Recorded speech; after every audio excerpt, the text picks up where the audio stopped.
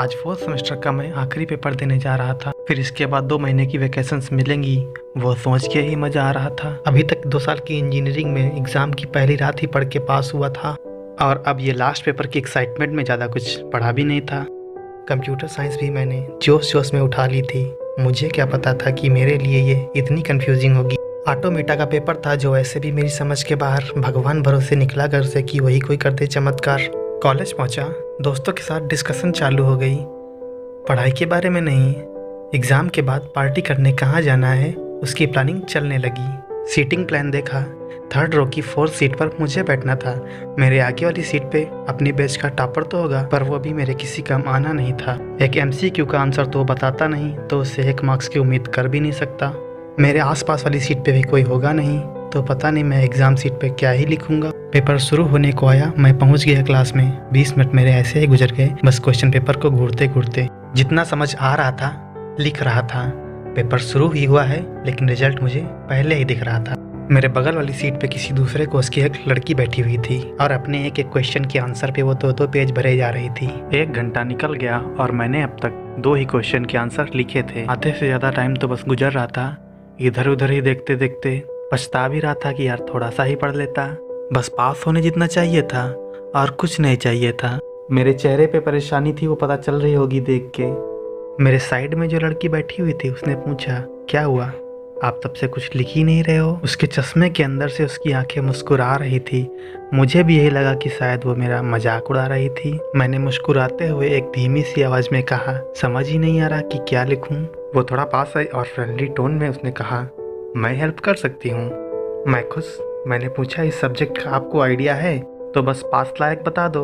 उसने बोला, मैंने इस सब्जेक्ट का कभी नाम भी नहीं सुना है, लेकिन मैं चीटिंग करा सकती हूँ। आपके आगे जो लड़का बैठा है वो सारे आंसर लिख रहा है तब से। मैंने कहा, हाँ वो टॉपर है बैच का स्टार्टिंग से, पर कोई फ़ायदा नहीं है, वो किसी से बात नहीं करता, एग्जामिनेशन हॉल में तो कतई नहीं।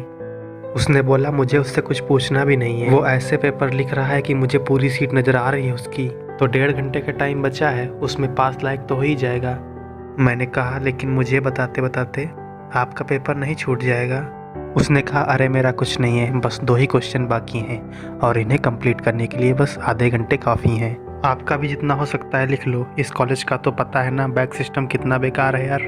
अब मुझे मत घूरते रहो, पेन उठाओ, वो क्वेश्चन 10 पे है, थोड़ा आइडिया ले लो, उसके बाद लिखते रहना अपने आप। वो धीरे धीरे थोड़ा थोड़ा जितना उसको दिख रहा था बताती गई। कहीं टेबल या चार्ट्स बनने हो तो वो मुझे बताने के लिए उन्हें अपने हाथों पे बनाती गई। मैं भगवान भरोसे एग्जाम देने निकला था और भगवान ने मेरी सुन भी ली। ना उम्मीदी में एक उम्मीद की किरण अब मुझे भी दिखने लगी। वो तो इन्विजिलेटर जो थे वो तब से एक ही जगह बैठे हुए थे। थोड़ी उनकी भी मेहरबानी थी जो हम एग्जामिनेशन हॉल में इतनी बात कर पा रहे थे। हम दोनों साइलेंटली हंस भी रहे थे एक दूसरे पे। वो कभी कभी इतने धीरे बोलती थी कि सुनाई भी नहीं दे रहा था मुझे ढंग से। फिर इतनी मशक्कत के बाद आखिरकार हम कामयाब हुए। मैंने कहा, पासिंग मार्क्स तक हो गया मेरा, थैंक्स हेल्प करने के लिए। उसने कहा, थैंक्स अभी नहीं, जब पास हो जाओ ना तब बोलना। मैंने सोचते हुए बोला, लेकिन रिजल्ट तो 2 महीने बाद आएगा, अभी समर वेकेशंस भी चालू हो जाएंगी, तब कैसे बोल पाऊंगा। उसने बिना कुछ कहे मेरा क्वेश्चन पेपर अपने पास ले लिया, उस पर कुछ लिखा और लिखते ही मुझे वापस भी दे दिया। उसने कहा, this is my number, so problem solved. मुझे समझ ही नहीं आया कि मैं रिएक्ट कैसे करूं। मैं पहली बॉल पे ही क्लीन बोल्ड। इस लड़की से आज मैंने पहली बार ही बात की है, यहाँ तक कि हम पहली बार ही मिले हैं और पहली मुलाकात में ही फ़ोन नंबर, मतलब एग्ज़ाम हॉल में भी दिल जुड़ सकते हैं। मैं मन ही मन में ब्लश करने लगा। फिर याद आया, इतनी बातें हो गई बे, नाम तो अब तक पता ही नहीं चला। मैंने देखा उसकी तरफ और अपना सवाल शुरू किया। वो अपना पेपर लिखने में लग गए थे। अब तभी इन्विजिलेटर ने मुझसे कहा, 3rd रो 4th बेंच, पेपर हो गया तुम्हारा? मैंने बोला, हाँ सर। अच्छा, तभी हंसी आ रही है ना? पेपर हो गया तो जाओ, दूसरों को डिस्टर्ब मत करो। मैंने कहा, नहीं सर, थोड़ी रिवीजन तो करने दो। और तभी मेरी क्लास के बाहर मेरे सारे दोस्त इकट्ठा हो गए। मुझे भी याद आया, अरे हाँ, मैंने ही तो सबसे बोला था कि आज आधे घंटे पहले चलेंगे।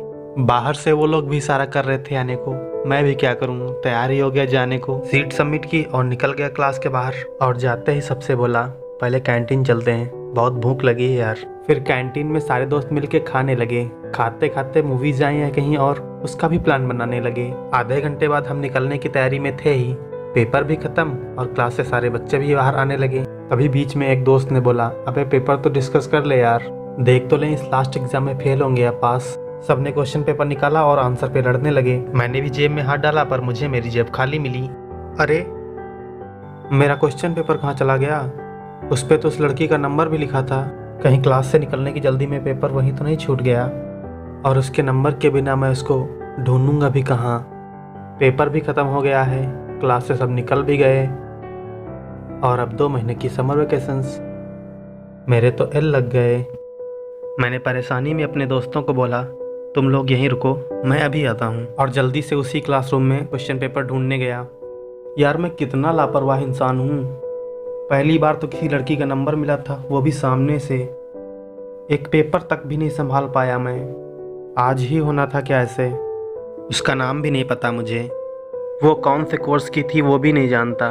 मिलेगी तो यहीं कॉलेज में, पर उसे ढूंढने का मौका तो अब 2 महीने बाद ही मिलेगा। रोने सा मन कर रहा था मेरा, आंखों के सामने बस उसका चेहरा। एग्ज़ाम चलो अच्छा ना गया हो, पर एग्ज़ाम में ये चीज़ तो अच्छी हुई थी ना। कितना खुश होकर निकला था बाहर, अब सारा मूड ख़राब हो गया। मैंने बहुत ढूंढा उस क्वेश्चन पेपर को क्लास में, पर मेरी गलती की वजह से ही वो मुझसे खो गया। मैं ढूंढता रहा उस कागज़ के टुकड़े को जगह जगह, नहीं मिला तो मुझे मुंह लटकाकर वापस ही निकलना पड़ा। This is my number, so problem solve. उसकी यही आवाज़ मेरे कानों में बार बार गूंज रही थी। चश्मों के पीछे से उसकी मुस्कुराती हुई आंखें वही सवाल मुझसे हर दफ़ा पूछ रही थी। चलो तुम्हें ढूंढ तो लूँगा मैं, थोड़ी देर से ही सही, बस मुझे याद रखना तुम, और अपनी बातों को भी।